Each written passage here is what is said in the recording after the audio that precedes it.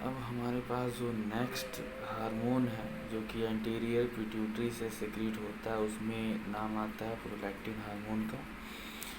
जो prolactin hormone होता है ये प्रोटीनेशियस नेचर होता है इसका। दूसरी चीज़ कि इसका बहुत इम्पॉर्टेंट रोल होता है मैमरी ग्लैंड के डेवलपमेंट में और मिल्क की सिंथेसिस में। इसमें जो है ये एक्ट करते हैं, इनका एक्शन तब होता है जबकि प्रोलैक्टिन रिलीजिंग फैक्टर को स्टिमुलेट किया जाता है। ये जो स्टिमुलेशन कैसे आता है, तो एक्सरसाइज से आता है, इमोशनल स्ट्रेस से आता है, प्रेगनेंसी में होता है, या फिर जो है ब्रेस्ट फीडिंग की वजह से जो है ये स्टिमुलेट होता है। दूसरी चीज़ जो इसके इनहिबिटरी फैक्टर्स होते हैं, वो जो भी इनहिबिटरी फैक्टर्स होते हैं प्रोलैक्टिन सिक्रीशन के लिए, वो जो हैं वो हाइपोथैलेमस से सिक्रीट किए जाते हैं।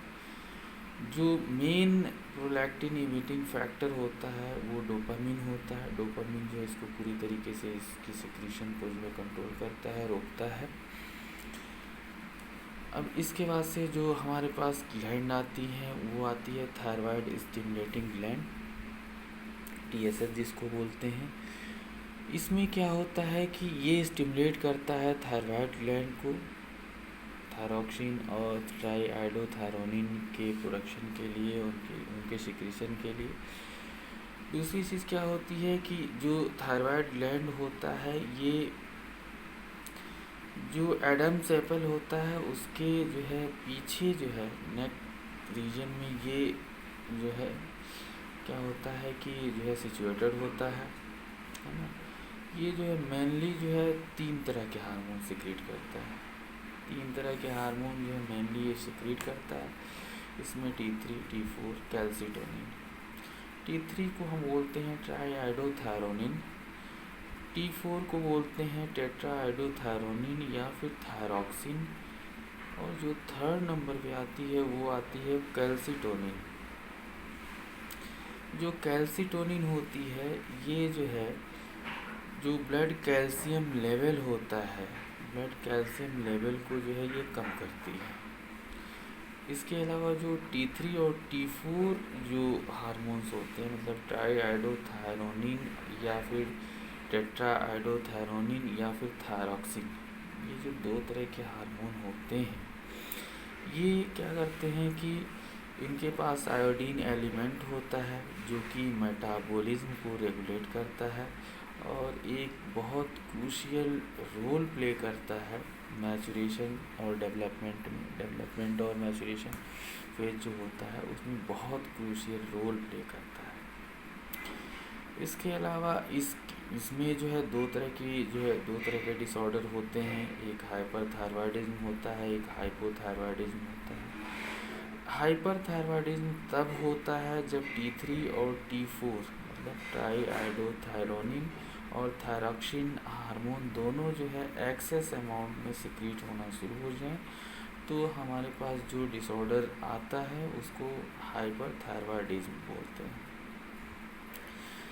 दूसरी तरफ अगर जो है T3 और T4 मतलब ट्राईआइडोथायरोनिन और थायरॉक्सिन हार्मोन का सिक्रीशन इनसफिशिएंट हो, मतलब सफिशिएंट अमाउंट में इनका सिक्रीशन अगर नहीं हो, तो जो है जो हाइपोथायरॉयडिज्म का जो है जो डिसऑर्डर होता है उसको हाइपोथायरॉयडिज्म बोलते हैं। इसमें जो इनसफिशिएंट सिक्रीशन होता है। इसके अलावा जो हाइपोथायरॉयडिज्म होता है ये under activity of thyroid gland होता है। अंडर एक्टिविटी होता है मतलब बहुत सिक्रीशन इसका बहुत कम हो जाता है या ना के बराबर होता है। इसमें जो होता है वो लेजीनेस आती है, डलनेस आती है और ग्वाइटर होता है। ग्वाइटर कैसे होता है कि जब सिक्रीशन जो सेल्स जो है सिक्रीशन नहीं कर पाती हैं, तो सेल जो है क्या करती हैं कि सेल जो है डिवाइड होने लगती हैं, सेल नंबर ऑफ सेल्स बढ़ने लगती हैं ताकि सिक्रीशन हो पाए। लेकिन जो है एक टाइम ऐसा होता है जो नंबर ऑफ सेल होती हैं बहुत ज़्यादा बढ़ जाती हैं, जो कि ग्वाइटर का रूप ले लेती हैं, और जो है फिर भी जो है सिक्रीशन इनका जो है नहीं हो पाता। अगर दूसरे तरफ देखें, हाइपरथायरॉयडिज्म की बात करें, तो इसमें जो है एक्टिव बिहेवियर एक तरह से कह कह लीजिए, या फिर लॉस ऑफ वेट और इंसोम्निया, इस तरह की जो है कंडीशंस जो है इसमें आती हैं। इसी के अंदर जो है एक पैराथायरॉयड ग्लैंड भी होता है ना। तो ये जो है थायरॉयड ग्लैंड के बैक में जो है 2-2 के नंबर में जो है ये प्रेजेंट होता है, और इससे जो हार्मोन सिक्रीट होता है वो पैराथार्मोन सिक्रीट होता है। पैराथार्मोन जो है ये रेगुलेट करता है कैल्शियम के यूटिलाइजेशन को और फास्फोरस के यूटिलाइजेशन को। जो भी बॉडी के ब्लड लेवल में प्रेजेंट होते हैं, बॉडी के जो भी ब्लड लेवल होता है उसमें जो है जो कैल्शियम और फास्फोरस होते हैं उनकी यूटिलाइजेशन को रेगुलेट करना जो है पैराथार्मोन का जो मेन फंक्शन होता है।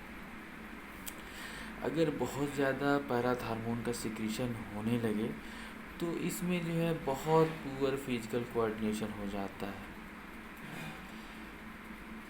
बहुत पुअर फिजिकल कोऑर्डिनेशन हो जाता है जब इसका जो है टू मच सिक्रीशन या बहुत ज़्यादा सिक्रीशन हो जाए पैराथार्मोन का, या फिर अगर जो है बहुत कम सिक्रीशन हो जाए, सिक्रीशन इनका जो है कम हो जाए, तो इसमें जो है टिटैनी होने के चांसेस बहुत ज़्यादा होते हैं। टिटैनी होने के चांसेस बहुत ज़्यादा होते हैं, जो कि इंटरमिटेंट या इनवॉलेंट्री ट्विचिंग, इस तरह की जो है मसल स्पाज्म, इस तरह की दिक्कतें जो हैं इसमें अराइज होती हैं या फिर इसमें जो है होना स्टार्ट हो जाती हैं। तो हमने देखा अभी तक जो है थायराइड ग्लैंड, उसमें 3 हार्मोन्स थे, उसमें जो है T3, T4 कैल्सीटोनिन, T3 जो है ट्राईआइडोथायरोनिन, T4 जो है हमारे पास थी जिसको थायरॉक्सिन बोलते थे या फिर जो है टेट्राआइडोथायरोनिन बोलते थे, तीसरे नंबर पे कैल्सीटोनिन थी। ठीक है, तो जो है उसमें जो है हाइपोथायरॉयडिज्म हमने देखा, थायरॉयडिज्म देखा हमने कि जो सिक्रीशन अगर जो बहुत ज़्यादा हो जाए थायरॉक्सिन या T3 T4 का, तो हाइपर थायरॉयडिज्म की कंडीशन आ जाती थी, डिसऑर्डर होता था। या फिर अगर जो है बहुत लेस अमाउंट में सिक्रीशन हो रहा था जिसकी वजह से जो है उसमें जो है हमने हाइपोथायरॉयडिज्म देखा, सिक्रीशन बहुत कम हो गया था। दूसरी तरफ हमने पैराथार्मोन देखा, जो पैराथायरॉयड ग्लैंड है उसको हमने देखा, उसमें जो है जो पैराथायरॉयड ग्लैंड था उसमें हमने देखा कि उसने जो किस तरीके से कैल्शियम और फास्फोरस का रेगुलेशन किया, यूटिलाइजेशन किया ब्लड लेवल के अंदर। और उसमें जो है जब बहुत ज़्यादा सिक्रीशन हो रहा था तो पुअर फिजिकल कोऑर्डिनेशन हो रहा था, अगर लेस सिक्रीशन हो रहा था तो टिटैनी जैसी कंडीशन आ रही थी। इसी सीक्वेंस में अब हम चलते हैं जो है एड्रिनल ग्लैंड्स के ऊपर। एड्रिनल ग्लैंड्स हमारे जो हैं किडनी के ऊपर ट्रायंगुलर शेप में जो है ये प्रेजेंट होता है ना। किडनी के जस्ट अबव अपर साइड में जो है ट्रायंगुलर शेप का होता है। ठीक है, इसमें जो है इसके 2 पार्ट होते हैं। ठीक है, इसके 2 पार्ट होते हैं, उसमें जो है adrenal medulla, adrenal cortex, adrenal cortex और एड्रिनल मेडुला, 2 तरह के जो है इनके पार्ट होते हैं, जिसको हम जो है बारी बारी से डिस्कस करेंगे। अपने नेक्स्ट स्लाइड में जो है हम इसको डिस्कस करते हैं।